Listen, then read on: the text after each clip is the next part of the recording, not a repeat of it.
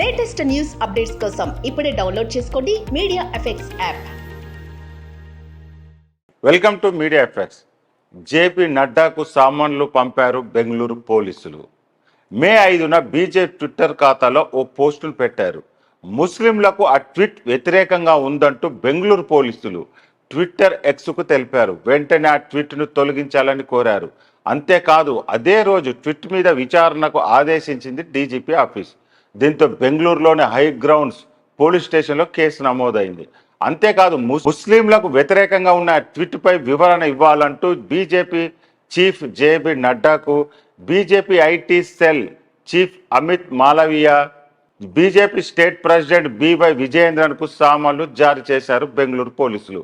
వారం రోజుల్లో తమ ముందు హాజరై వివరణ ఇవ్వాలని ఆదేశాలు జారీ చేశారు. అసలు బెంగళూరు పోలీసులు నడ్డాకు సామాన్లు జారీ ఎందుకు చేశారు? ఇది కాంగ్రెస్ స్టేట్స్ వారుగా మారిందా?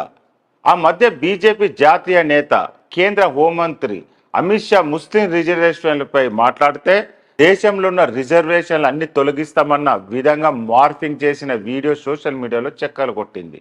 తెలంగాణ కాంగ్రెస్ ట్విట్టర్లో హ్యాండిల్ నుంచి ఆ పోస్ట్ రావడంతో CM Revanth Telangana social media టీంపై బీజేపీ ఫిర్యాదు మేరకు కేసులు పెట్టారు ఢిల్లీ పోలీసులు. అంతేకాదు రేవంత్ తమ ముందు హాజరు కావాలంటూ నోటీసులు ఇచ్చారు. దీనికి ప్రతిగా ఇప్పుడు నడ్డాపై కేసు పెట్టారంటూ కామెంట్స్ వస్తున్నాయి.